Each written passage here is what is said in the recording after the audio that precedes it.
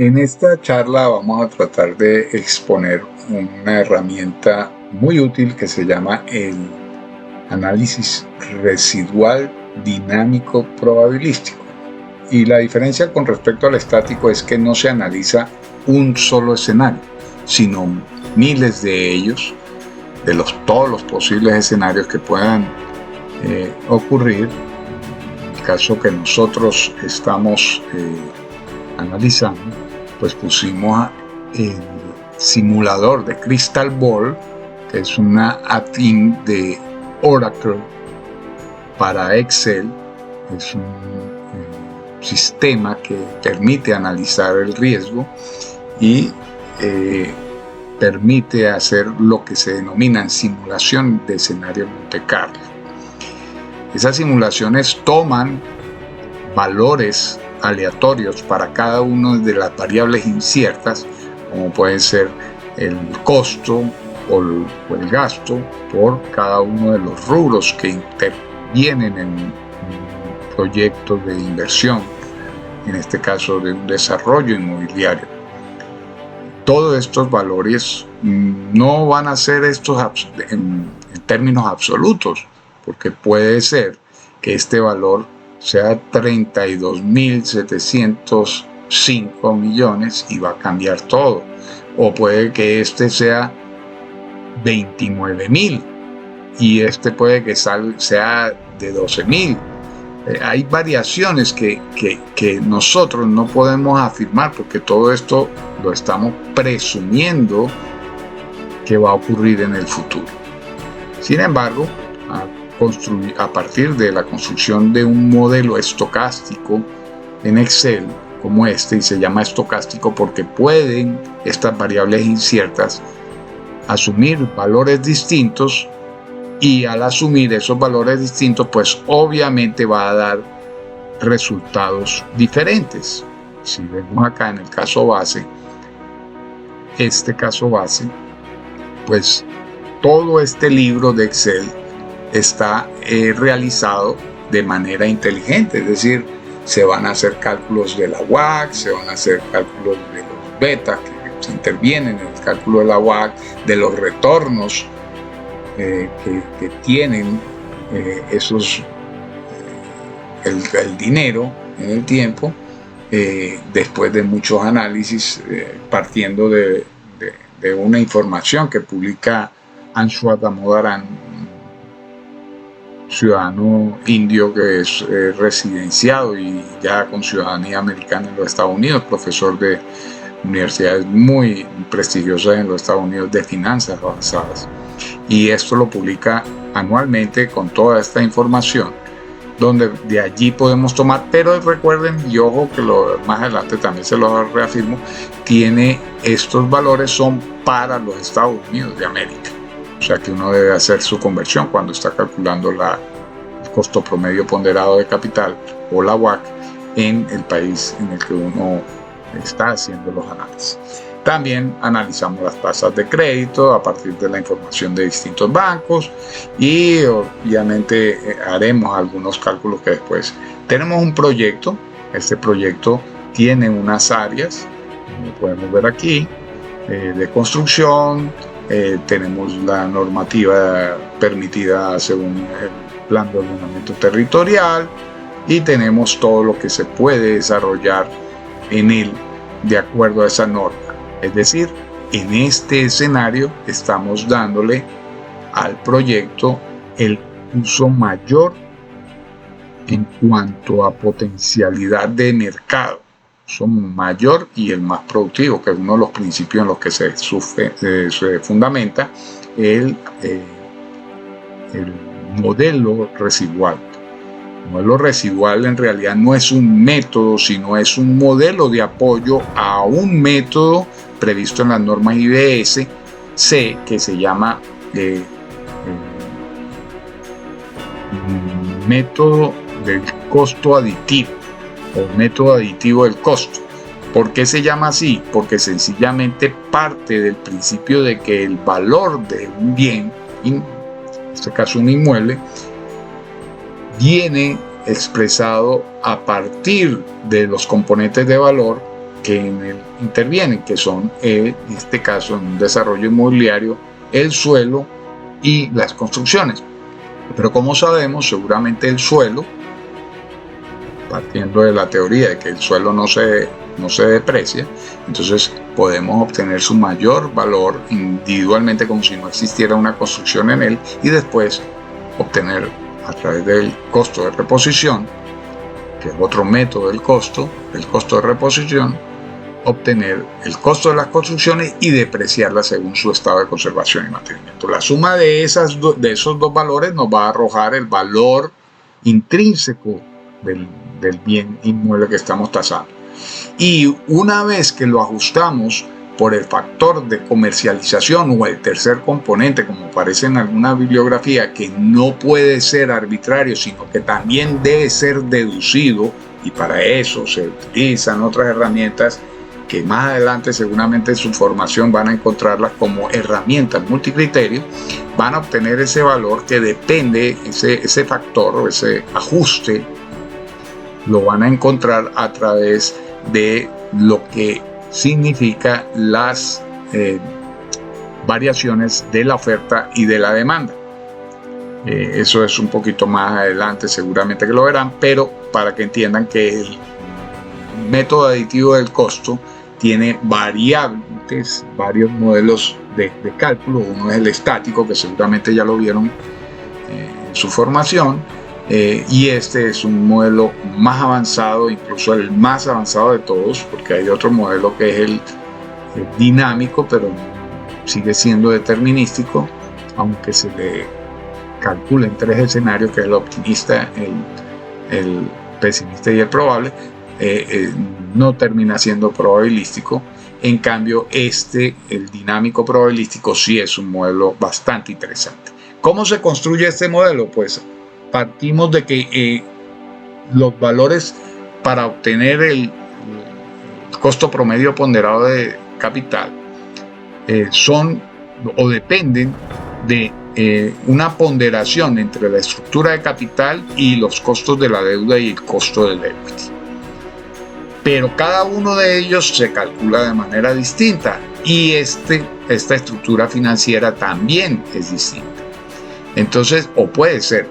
Entonces, ese valor, que es el costo promedio de capital, en inglés WACC, tiene unas opciones, y es decir, si el capital es del 30%, pues la deuda tiene que ser el 100% la inversión, o sea, el costo necesario para el desarrollo. Entonces siempre va a ser 1 menos el capital, la deuda.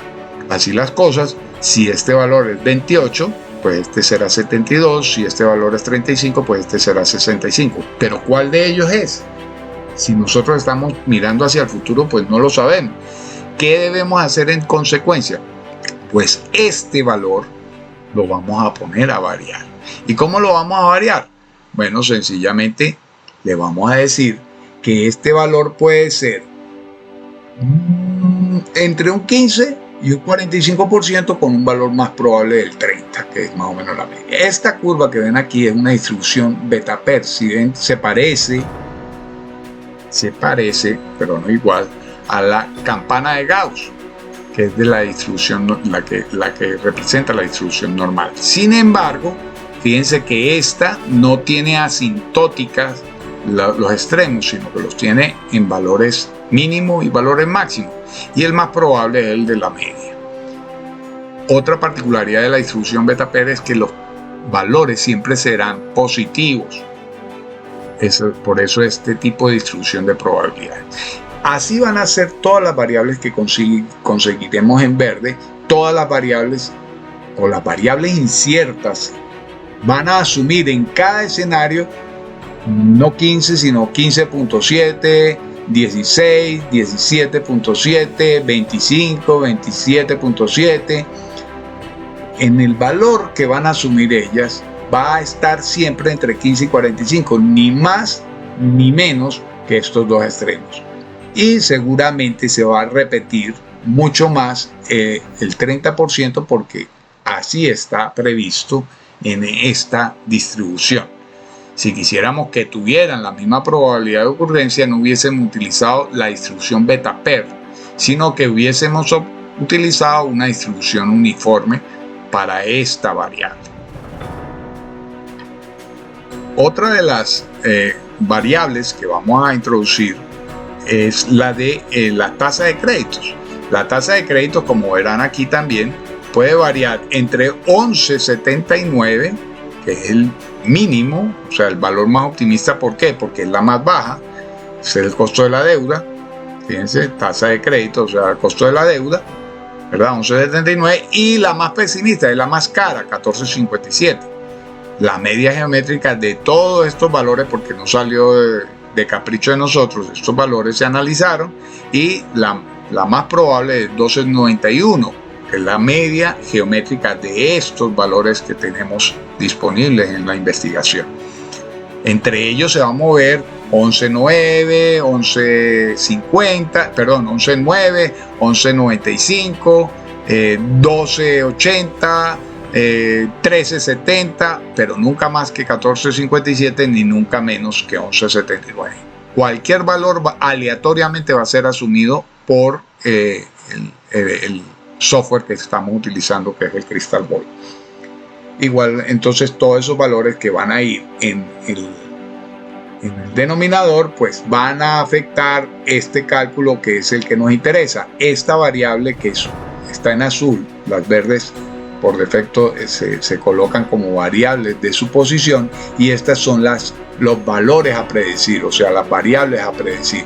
Y esta predicción nos dice que nosotros vamos a obtener, como esta ecuación depende de todos estos valores, pues nos va a estar cambiando en función de todos estos valores que también van a estar cambiando.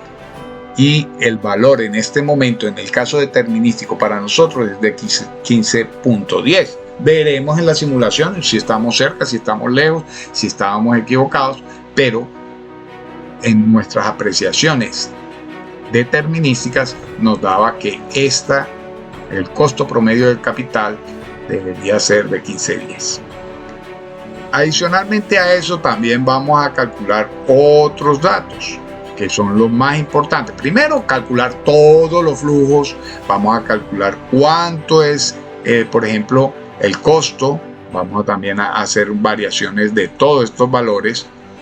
Todos los que están en verde son simulaciones, es decir, la duración de la construcción del estacionamiento puede ser distinta en cada caso, pero esta como una variable que puede ser 8 meses, 9 meses, 10 meses, 7 meses, nosotros, eso es una variable discreta, y como es discreta, es decir, no es continua, entonces los valores que puede tomar son 6, 7, 8, 9 y 10. Eso es lo que se considera que pudiera ser los valores que puede asumir dentro de su distribución de probabilidad. Igual pasa con la duración de la construcción del edificio. La duración de construcción del edificio también es una variable que asumimos como discreta y va desde los 12 meses hasta los 18 meses. No consideramos que podamos hacerla en 11 meses según nuestra experiencia, según nuestras investigaciones, según los metros cuadrados de construcción, y tampoco creemos que pudiera ser mayor de 18 porque entonces realmente el proyecto sería muy costoso por los costos fijos que se involucran en este tipo de proyectos. Lo mismo va a pasar para el mes de comienzo de las construcciones, porque si se aceleran las ventas, pues empezamos las construcciones antes, y entonces eso nos va a decir que podemos arrancar, en vez de en el mes 15, podemos arrancar en el mes 10, porque estimamos que va a haber unas ventas aceleradas, pero pudieran ser 11, también pudieran ser 12. Todos esos datos van a estar cambiando. Igual va a pasar con el costo de construcción de cada una de las áreas. No es la misma para el multifamiliar alto, es decir, clase alta, clase, digamos, lujosa. Tampoco va a ser igual el costo de esta construcción al costo de la edificación para los estacionamientos privados, que son acabados crudos, etcétera, etcétera, o la de los estacionamientos visitantes. Entonces se descompuso todo el proyecto en estas grandes tipologías de construcción, y cada una de estas variables también va a asumir valores distintos. Como podrán ver aquí, Cada una de ellas tiene su comentario. Esta dice que varía de 2200 a 2800 con el más probable de 2500 en una distribución beta-pair. Esta también, y así sucesivamente. Cada una de ellas va a tener una distribución de variables. ¿Qué quiere decir eso? Que cada escenario que asuma el software va a cambiar el valor de esta, simultáneamente de esta, simultáneamente de esta, y todas a la vez, simultáneamente las de arriba, etc. Lo mismo va a ocurrir para estos porcentajes que tienen una relación, digamos, o una correlación en los cálculos generalmente, cuando se hacen prefactibilidades de proyectos, de un porcentaje versus la supervisión de la administración de la obra, la gerencia. Todos estos van a ser variables dependiendo de la empresa que contratemos, del nivel de negociación, de las maneras de pago, de los tiempos que demoremos, etcétera, etcétera, en los pagos. Y eso pues puede cambiar este valor. Por ejemplo, en vez de el 1 pues va a ser el 0,90, o si ponemos un poco los pagos, más de 15 días, pues probablemente eso nos va a incrementar la incidencia en el porcentaje con 1,10. Así sucesivamente todos. Igual va a ser el precio de ventas. El precio de ventas, el más pesimista obviamente va a ser el precio más bajo. El precio más bajo que tenemos es de 5.950 según el análisis y estudio de mercado que hicimos de ese tipo de apartamentos en el sector. El más optimista para otro tipo de apartamentos más recientes y quizás con mejores condiciones de venta, pues fue de 6 millones y medio el metro cuadrado. Recuerden que está expresada en miles. Y este, que es el valor esperado, que es una media entre los dos, un valor intermedio, no una media, un valor intermedio entre estos dos, el optimista y el pesimista, que es este. Pero entonces estos que aparecen aquí ya editados son los del caso base, es decir, el que yo realmente estoy esperando por mi conocimiento y todo. Y a ese pues le tengo un valor presente neto que me da de 2.420 millones, es decir, el proyecto se aprobaría porque el valor presente neto es mayor que cero. Pero además, otro punto importante es que mi WACC, como vimos, según mis estimaciones, es de 15.10 y la tasa interna de retorno modificada, es muy importante que sepan que no es la tasa interna de retorno típica y menos en proyectos de inversión inmobiliaria. ¿Por qué? Porque en los proyectos de inversión inmobiliaria hay varios cambios de flujo. Si ustedes ven esta línea que ven aquí, roja, verde, roja y otra vez verde, quiere decir que cada vez que pasa de rojo a verde hay un cambio o un corte con las abscisas, es decir, hay una TIR. Aquí hay otra TIR y aquí va a haber otra TIR. ¿Y cuál de ellas voy a tomar como valor presente? Como la que me hace el valor, todas me van a hacer el valor presente neto igual a cero. ¿Por qué? Porque hay varios cambios de signo. Hay una manera de evitar este tipo de problemas, que un subterfugio en el que las inversiones se traen todas al valor presente, los ingresos positivos se traen todos a valor presente y todas las rojas todas se traen a valor presente y todas las positivas se llevan a valor futuro. Ahí, si yo las grafico como tres cantidades nada más, me va a dar que solamente cortan al eje X en un solo punto, y esa es la TIR modificada. Eso es a grandes modos, porque seguramente van a tener que estudiar un poquito de finanzas para entenderlo más, pero tenía que decirles que esta TIR modificada, comparada con los 15.10 que me dio aquí la UAC, es mayor. Quiere decir que el proyecto obviamente me va a dejar un remanente adicional con respecto a las exigencias que tienen los inversionistas de proyectos. Pues ya veremos cuando hagamos la simulación de todas estas variables y que predigamos estos valores, como lo veremos aquí, el valor presente neto del proyecto, el valor, la TIR modificada también la vamos a predecir. Pero aquí incluso hicimos un análisis de cuál es el valor máximo del terreno para saber si el proyecto pudiéramos pagar un poco más de los que tiene el propietario en mente, que aportándolo al proyecto como socio, él tiene en mente una cifra de 1.076.000 por metro cuadrado. Y si vamos a verlo nada más en el caso determinístico, después de que hagamos ese valor presente neto, nos da cuenta de que según el análisis determinístico, el precio unitado a través de una herramienta que se llama buscar objetivo, podemos demostrar que para valor presente neto, 0, o sea, en vez de 2.240, que era lo que nos había dado aquí, como lo pueden ver, 2.420, perdón, para que se haga 0, podríamos estar pagando casi 400.000 pesos colombianos adicionales de los que él nos está pidiendo. ¿Por qué? Porque nos está dando 1.460 versus los 1.076 que él estaba esperando. O sea que por todos lados se van a superar en el determinístico las expectativas de los inversionistas y va a quedar un remanente adicional. Esto es importante, ya veremos cuando empecemos la simulación de todos los escenarios, después de haber definido todas las variables inciertas y de marcar o de determinar y definir cuáles son los valores a pronosticar, pues haremos la simulación a través de este software, repito, Crystal Ball. Hola, vamos a ver un proyecto en desarrollo inmobiliario y todas las variables que intervienen que pudieran cambiar de manera probabilística seguramente, pero que inciden en el resultado de cualquier análisis financiero. En todo caso, la valoración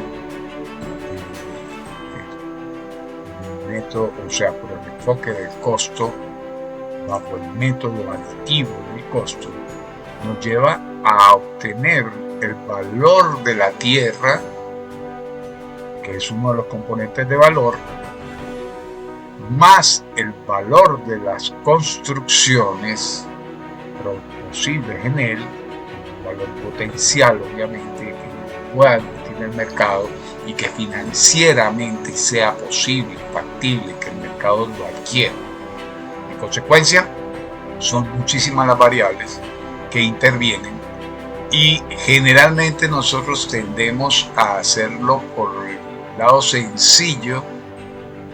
Me refiero a los pasadores, sobre todo en su comienzo, cada vez que vamos incorporando un poco más de horas de trabajo, de experiencia y seguramente de conocimiento e información en áreas de la estadística y de las finanzas, nos daremos cuenta que como lo hacíamos era realmente una sola de las miles y miles de opciones que pudieran arrojar un resultado. Por ello, fui invitado cordialmente a darle esta charla para que vean cómo funciona el modelo residual dinámico probabilístico, porque es que hay un dinámico que en realidad de probabilístico no tiene nada, porque se supone que solamente ve 3 escenarios, el más optimista, el más pesimista y uno intermedio entre ellos dos, y después a partir de esos resultados pues se tiende a tener un valor, pero esos 3 escenarios se calculan de manera determinística también, porque si bien puede ser más optimista en una de las variables, puede ser muy pesimista en otras. Entonces la solución realmente no es encontrar 1, 2 o 3, sino los miles de escenarios, y a partir de esos miles de escenarios entonces sí poder pronosticar el comportamiento del valor del suelo, que es lo que nos preocupa en este momento, para poderlo incorporar juntamente con las construcciones y el factor de comercialización que los afecta a ambos, y obtener un valor probable del mercado a través del enfoque del costo. Entonces, como verán, aquí hay varios términos que seguramente ya han ido viendo. Estos términos: KD es el costo de la deuda y KE es el costo del capital propio, el costo del equity. Estos dos datos forman parte de una ecuación que conocemos como el modelo CAPM, que es el que permite obtener el costo promedio ponderado del capital. ¿A través de qué? De al obtener el KE por el CAPM ponderado por la estructura de capital, que aquí también la vamos a ver, que puede ser 70-30, pero también puede ser distinta. Entonces, en la ecuación de las premisas, probablemente también van a estar variando. Aquí lo tenemos con la estructura financiera. Puede también ser el capital mayor, menor, etcétera, etcétera, y puede ir variando. Entonces, todo esto está correlacionado una variable con la otra, y obviamente el resultado al final pues va a ser totalmente distinto en cada una de las operaciones. Al graficar 100.000 veces los resultados para el valor presente neto del proyecto, pues tenemos seguramente que el valor más probable va a ser el de la media aritmética, por la ley de los grandes. Entonces, aquí vamos a ver cómo cada una de estas variables va a ir modificándose, todas ellas. Las que no, pues las constantes se mantienen constantes. Por ejemplo, la cantidad de losas completas de apartamentos para la venta, entonces son 817.90 en todo el piso, igual que el número de parqueaderos dobles lineales, es decir, un vehículo detrás del otro, o parqueaderos sencillos paralelos, que es los típicos de 12.5 metros cuadrados de espacio para cada celda. Además, los llamados cuartos útiles seguirán siendo lo mismo porque provienen esas áreas del proyecto, el número de plantas se repite, etcétera, etcétera.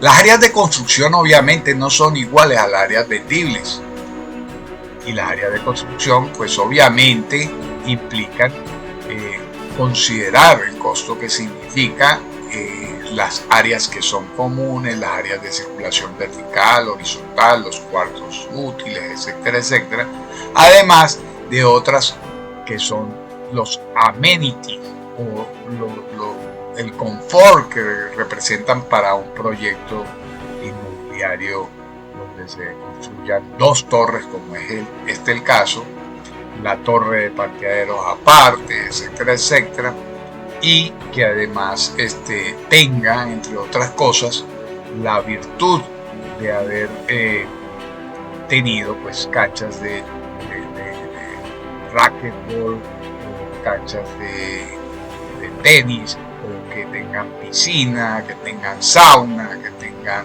cuarto de máquinas seguramente. Todo eso hay que incorporarlo en el análisis, pero vienen del proyecto y son cantidades así, son fijas, entonces no van a variar. Las condiciones de venta son estándar en el mundo del mercado colombiano. Generalmente incorporan un 10% con el enganche, es decir, cuando el interesado se acerca a la sala de ventas y dice que está interesado en el apartamento, para ver su seriedad e interés, entonces se le pide un 10% de enganche. El otro 25% se debe desembolsarlo en el tiempo en que dura la construcción, pero la construcción puede durar, como veremos aquí, la construcción puede durar entre 10, 11, 15, 18 meses, y ese es el tiempo que él tendrá para pagar este 25%. El restante 65% proviene de la subrogación de la hipoteca, es decir, cuando el edificio está terminado y listo para entregar, pues sencillamente los bancos le acreditan a cada uno de los interesados, obviamente después de su análisis financiero, esa deuda, y ellos empiezan a pagarles al banco, pero el banco entonces le desembolsa al inversionista. Ese es el formato como se construye un desarrollo inmobiliario en Colombia. Dado que la moneda nuestra no es una de las más fuertes en la actualidad, los números pues pueden ser muy grandes en otras ocasiones, y entonces aquí decidimos expresar los números en miles, es decir, que aquí el precio unitario del metro cuadrado es 5.950.000 pesos del metro cuadrado. Y va a estar en el escenario pesimista, optimista y esperado, porque a partir de estos datos es que yo incorporo algunas variables que me permiten a mí encontrar a través de una distribución llamada distribución beta-PERT. Y les digo que la distribución beta-PERT, aunque no espero que sepan mucho de estadística, tiene una particularidad, y es que además de que se parece a la distribución normal, la ventaja de ella es que nunca asume valores negativos, como en este caso los precios. Entonces por eso tomamos una distribución beta-PERT. Otra de las cosas que tenemos particulares es que el valor esperado del capital propio invertido casi que siempre lo tenemos definido. Entonces el inversionista dice, no, yo tengo 1.000 millones de pesos, es decir, tengo digamos 700 millones para lo que es el comienzo de la edificación de apartamentos, que no necesariamente es al mismo tiempo o simultánea que la de parqueos o estacionamientos, porque van a ser dos módulos. Ahora les muestro un video con eso, pero por ahora confíen en que la edificación de parqueo y la edificación de apartamentos son independientes la una de la otra, y se puede ir comenzando la una para la otra. El aporte inicial del lote estimado es de 10,5 millones, pero como eso es lo que queremos encontrar en todo caso a través del método dinámico, pues tenemos que partir de un valor inicial que esté más o menos por el mercado, y después vamos a tomarlo como un valor más aterrizado de acuerdo al análisis. Como verán, entonces también tengo que simular cuál es mi cronograma de construcción, y aquí están viendo cómo él cambia el tiempo de cada uno de ellos en cada una de estas iteraciones. Si ustedes ven aquí, dice ejecutando simulación, pruebas totales. En este instante van 17.166. Lo puse a simular 100.000 escenarios. 100.000 escenarios posibles que me van a arrojar seguramente 100.000 resultados distintos para el valor del suelo, o para el valor de proyecto neto, valor presente neto del proyecto, la tasa interna de retorno, que es con la que determino que el proyecto es factible, pero con una consideración que muy probablemente la van a comprender una vez que se adentren un poco más en las finanzas, pero no necesariamente la tasa interna de retorno, sobre todo en este tipo de proyectos, puede funcionar, porque usted empieza a recibir flujos desde las preventas, y entonces va a haber un cambio de signo en cuanto a los flujos. Van a haber unos tiempos con flujos negativos y otros con positivos varias veces en la línea de tiempo. Al ocurrir eso, habrán dos raíces, y eso generará que no haya una sola TIR, sino que pueden haber varias. Y ahora, ¿cuál decidir? Entonces por eso es que aparece en las finanzas algo que se llama la tasa interna de retorno modificada, que es un subterfugio que se utiliza para determinar cuál es la verdadera tasa interna de retorno. ¿Okay? Pero no lo voy a extraer con eso. Aquí estamos viendo que incluso el costo unitario por metro cuadrado va a variar para el edificio multifamiliar, la edificación de los estacionamientos, la edificación de los visitantes, de los estacionamientos de visitantes, que es en planta baja. Entonces esa cuesta mucho menos, pues el pavimento en realidad. La construcción de obras comunes como los amenities, que pueden costar distinto dentro de un rango que ahora les mostraré cómo funciona. Cada una de estas variables, como verán, se está moviendo. Ustedes pueden sumar cerca de 70 variables moviéndose todas aleatoriamente, una y otra y otra. Y aquí incluso varían en un rango cuánto cuesta la supervisión, cuánto cuesta la ADD, porque eso no es cierto que te va a valer 2, 3 o 4, y si ella depende de un porcentaje de fijo, sobre el costo de construcción, también es cierto que puedo hacer una negociación distinta con determinadas empresas. Entonces ese no es un valor determinístico, sino que es un valor probabilístico. Y en función de eso, entonces ella puede variar. Y cada variación de cada una de esas celdas individualmente genera un resultado distinto. Ahora imagínense aleatoriamente cambiando todas simultáneamente. Aquí tengo los valores de los precios de venta que van a ir entre los 5.950.000 y los 6.500.000, el optimista. Puedo tener un valor de 6.300.000, probablemente alguien haga sus cálculos con 6.300.000 y le va a dar un buen resultado para el sueldo. Otro puede que lo haga con 6.100.000 y otro puede que lo haga con 6.200.000. Por eso es que en la mayoría de ocasiones, cuando nosotros hacemos o utilizamos la técnica residual y lo llevamos a un escenario tribunalicio o se lo presentamos a un cliente no muy convencido de los valores que nosotros presumimos o asumimos para cada una de estas variables, pues entonces empieza a dudar.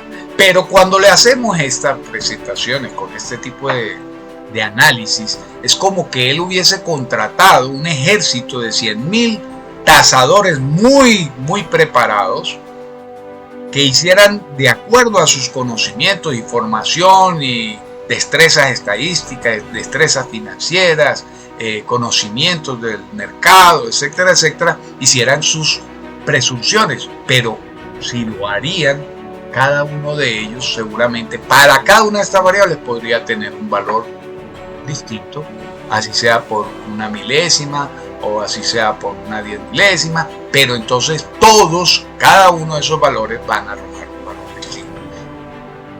Recuerden que cuando nosotros los tasadores hemos sido acusados permanentemente en los escenarios de discusiones de que cuando usted consulta a dos tasadores obtiene 3 respuestas o 3 resultados para el valor de su activo. Bueno, esa es la razón, porque es que partimos de valores que asumen en nuestro criterio las variables inciertas y en realidad debemos tener el cuidado de que eso no sea determinístico, que sea probabilístico. De esa manera, con toda seguridad, nuestros clientes nos lo van a agradecer primero. La certeza y certidumbre de nuestros dictámenes van a ser totalmente distintos, porque fíjense que hasta los costos por la elaboración de los proyectos van a variar, los estructurales también, los de suelos también, las de instalaciones eléctricas. Recuerda que está expresado en miles, entonces no, para que no lo vean muy bajos. Pero en todo caso, todos, absolutamente todos, van a tener una variabilidad. Y si eso ocurre, ni se diga con la duración del proyecto. Entonces, cuando vamos a ver la duración del proyecto, vamos a ver, por ejemplo, vamos a ver cuál era el proyecto. El proyecto es sobre un lote de 9.413 metros, tiene un área de cesión urbanística obligatoria, es decir, tengo que ser para una vía que está prevista, un área, y tengo que cargársela al proyecto como costos. Tengo la sala, aquí están todos los datos de las áreas y de las zonas comunes del edificio que fueron tomadas seguramente en los cálculos de las premisas y las variaciones de las premisas. Luego vamos a ver cómo van a ser los ingresos por las construcciones, pero si tengo distintas duraciones en el tiempo, entonces los meses de la venta pueden ser distintos a los meses seguramente de los pagos. ¿Por qué? Porque seguramente yo empiezo a vender, pero voy a tener meses en el que en un caso duran 36 meses ejecutándose el proyecto y en otros puede que se dure menos. Fíjense que aquí se van poniendo cero todos aquellos meses que se ahorra el proyecto. ¿Ok? Fíjense que aquí van a aparecer ceros muchísimo y eso aleatoriamente me va a permitir, dentro de una duración esperada, que todos estos flujos de caja cambien.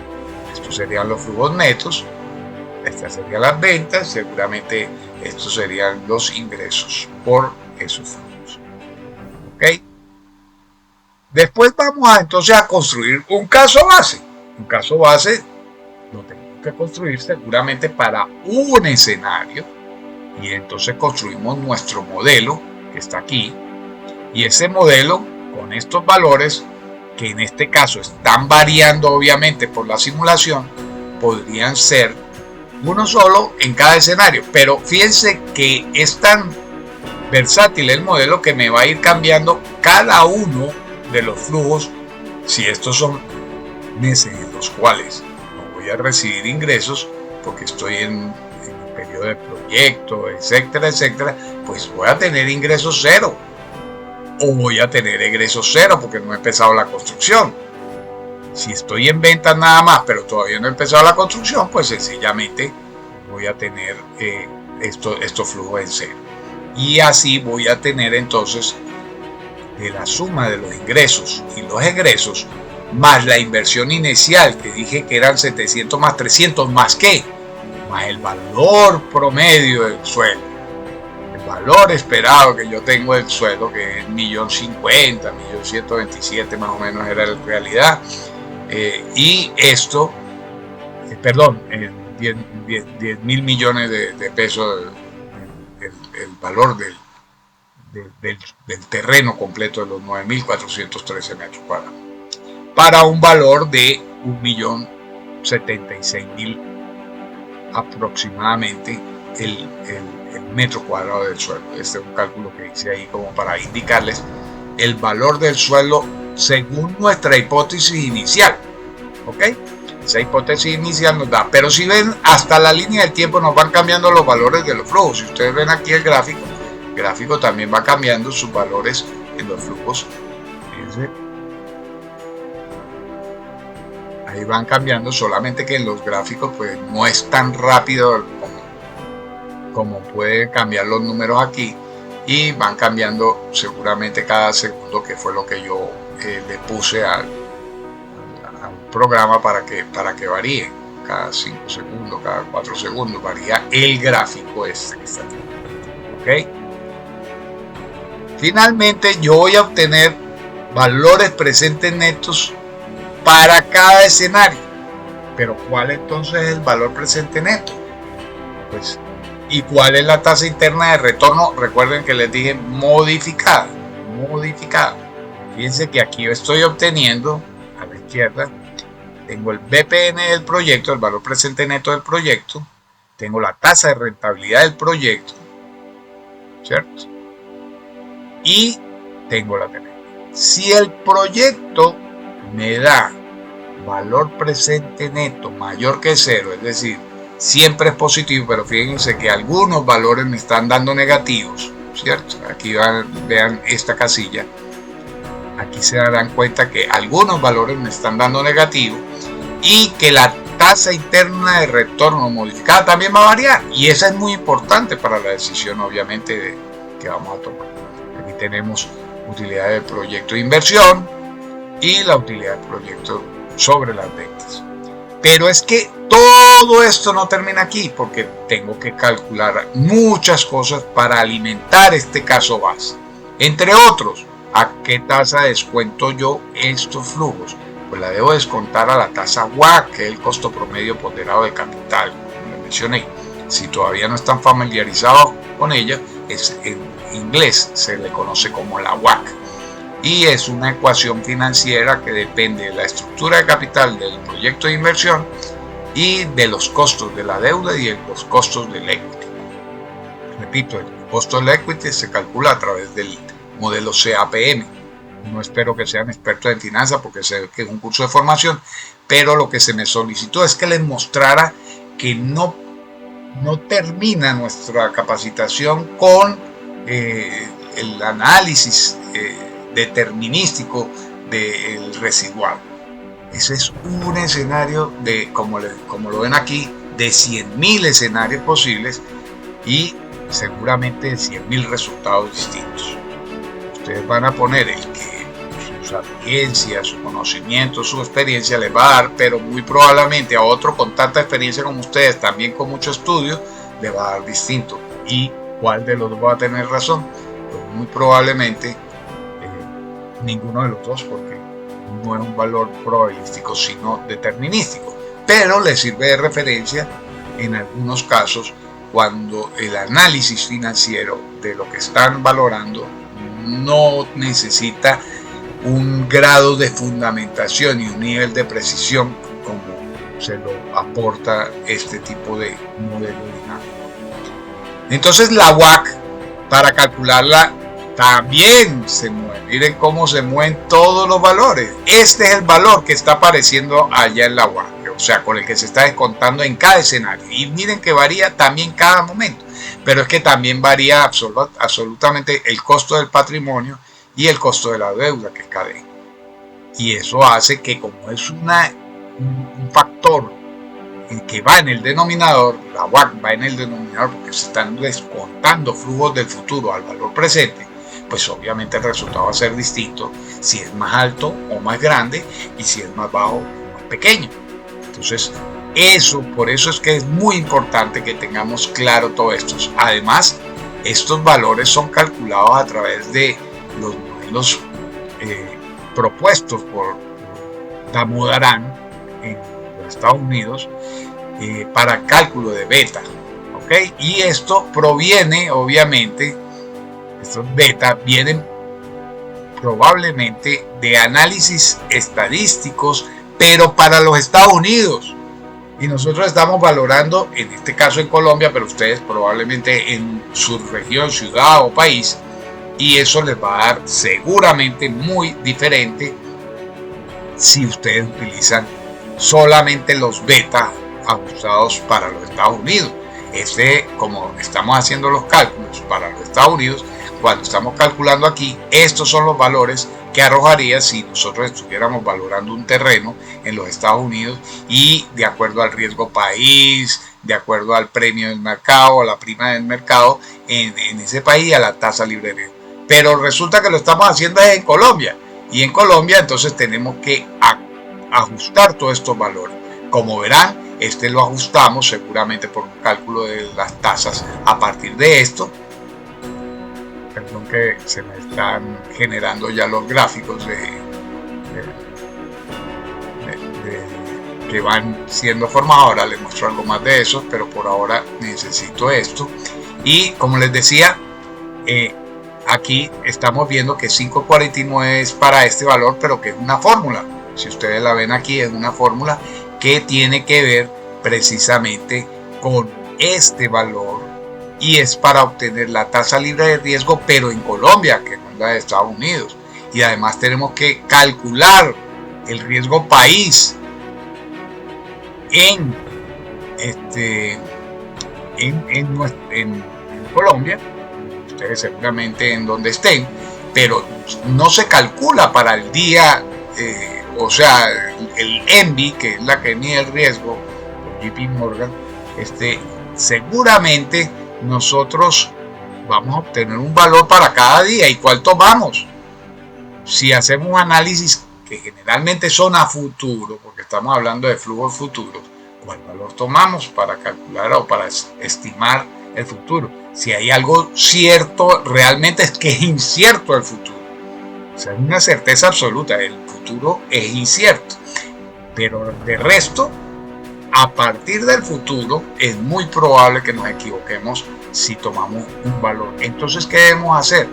Pues lo que normalmente se sugiere es que tomen un valor promedio, pero no un promedio aritmético, porque estamos hablando de proporciones, y lo recomendable para este tipo de proporciones periódicas es que se utilice la media geométrica. Entonces, si ustedes ven aquí, la fórmula es la media geométrica de Excel de toda la columna del último año que estamos analizando, todos los valores que han ocurrido de ese año, y entonces podemos tener los ciertos puntos, ¿ok?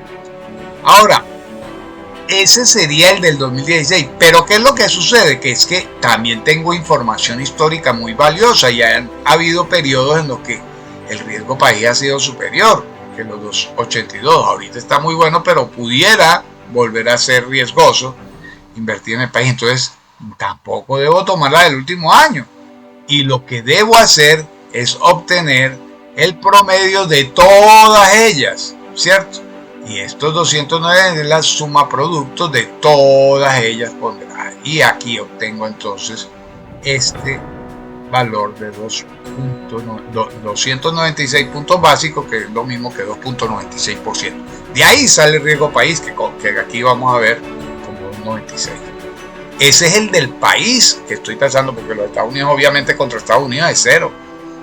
Y entonces voy ahora al premio de mercado, y también es una ecuación que yo voy a tener a partir de que de aquí.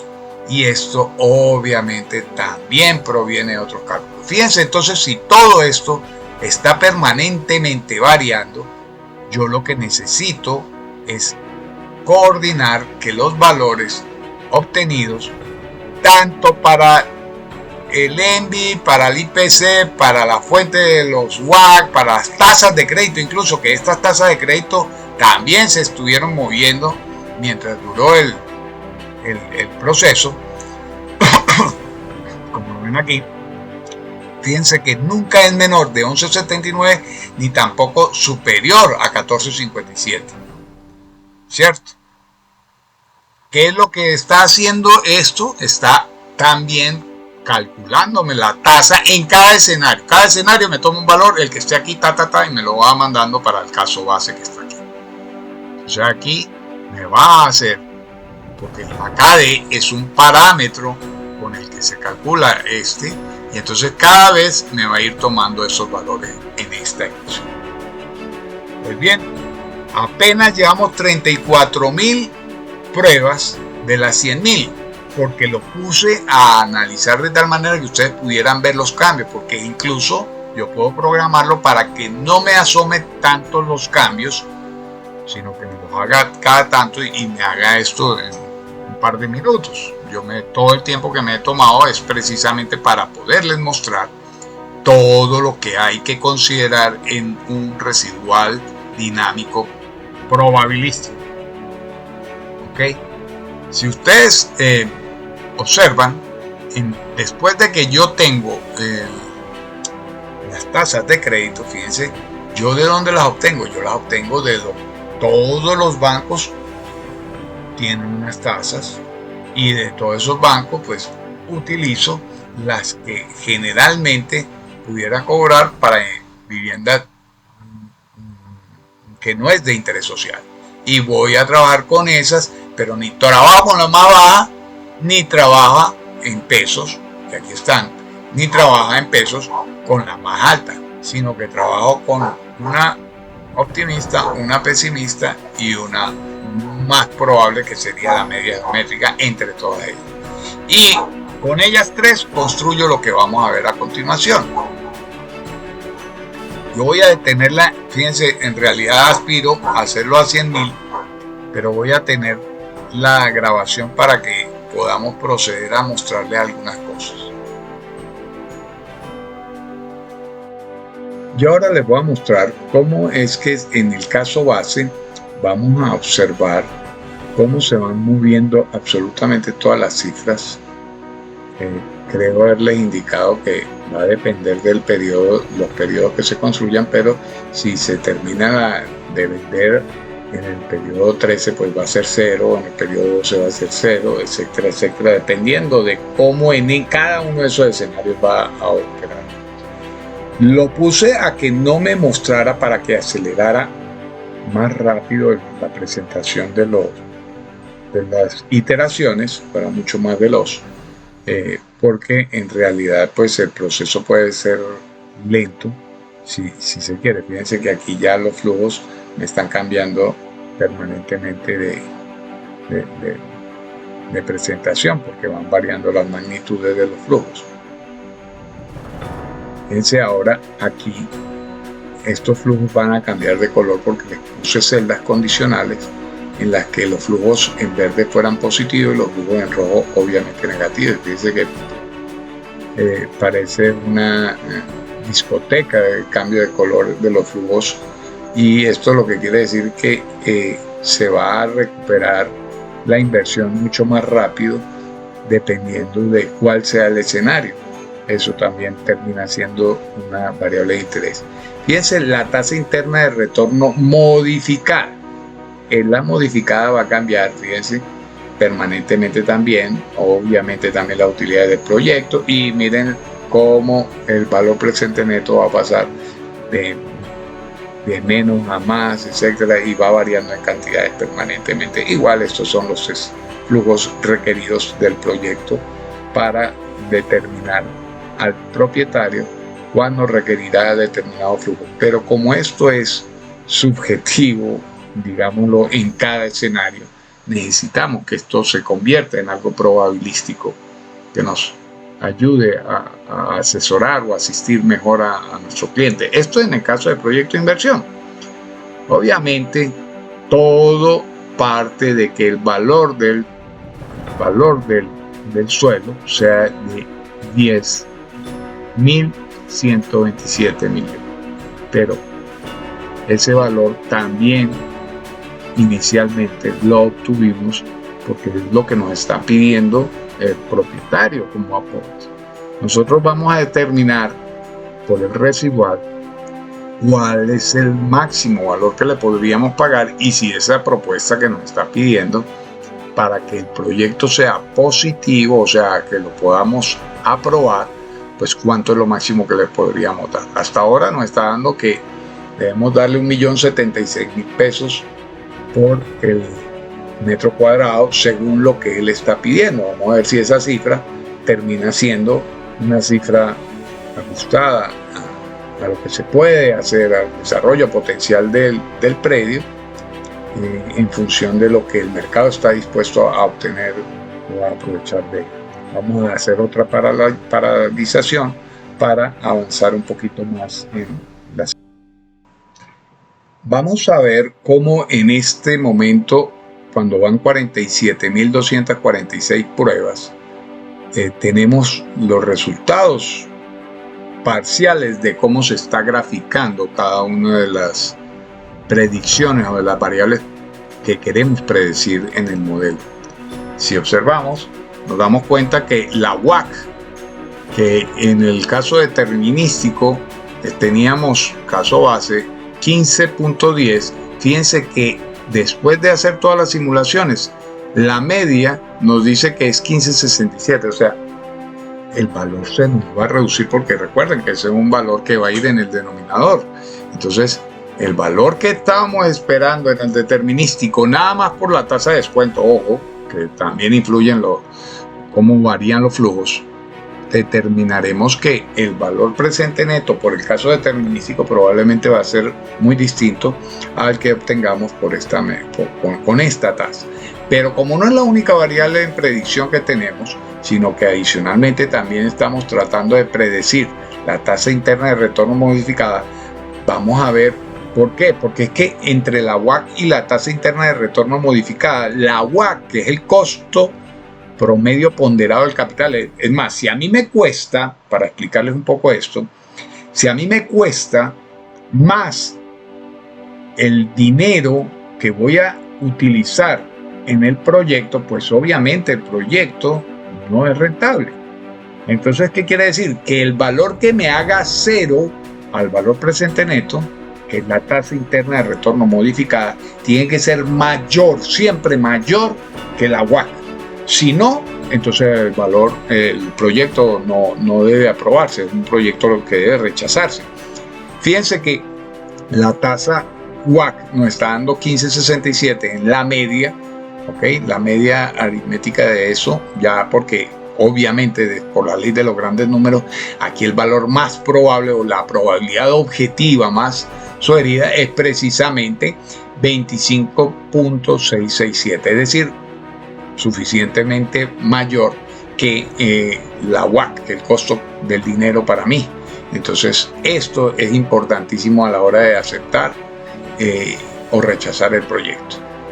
Pero adicionalmente también tengo que el valor presente neto del proyecto, yo sé que el valor cero, recuerden que van 47.000 y pico de pruebas realizadas, y yo puedo restringir esto para tener una certeza. Cuando ustedes dictaminan el valor presente neto de un análisis por el método determinístico, ustedes no saben con qué certidumbre ese va a ser el valor presente neto.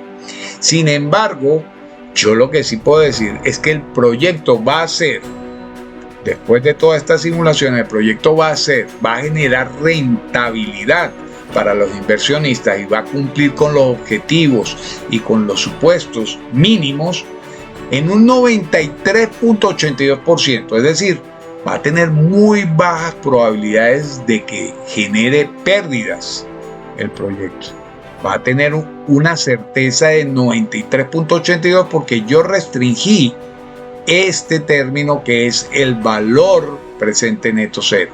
Si yo lo muevo a la izquierda, ustedes verán, me va a dar que la certeza del 100%, pero voy a tener dentro de ese rango valores que van desde pérdidas de 16.000 millones a ganancias de 8.000 y pico de millones. Entonces yo lo que creo es que lo mejor para nosotros al momento es decirle, bueno señores, yo puedo fijarlo por acá también, aquí abajo, le pongo 0 y ya me queda en 0. El valor presente neto mayor que 0, como lo ven aquí en las acumuladas, me llega a partir de aquí.